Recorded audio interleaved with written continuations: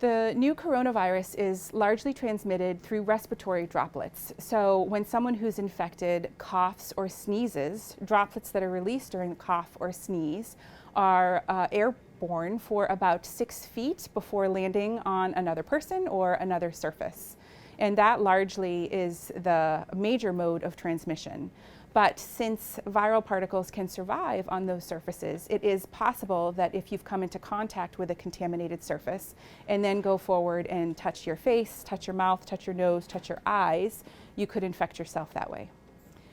Currently, in terms of symptoms, it would be very difficult to tell the difference between the coronavirus and the flu.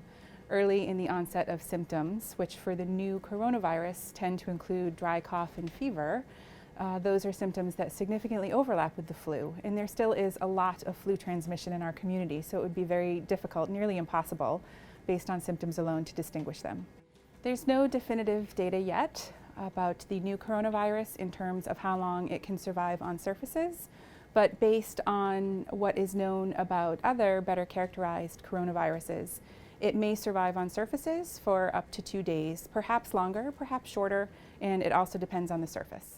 Families should, in general, take a similar approach to preparing for this infection as they would for influenza infection. If there is a lot of influenza transmission within a given community, within your school system, for example, it would be the right thing to do to have available necessary medicines, both over-the-counter medications and prescription medications available in the event that someone within your household gets sick. Ideally, if someone is symptomatic and they are otherwise well enough that they don't need to present for medical care, being able to stay home when you're sick is the best way to prevent further transmission.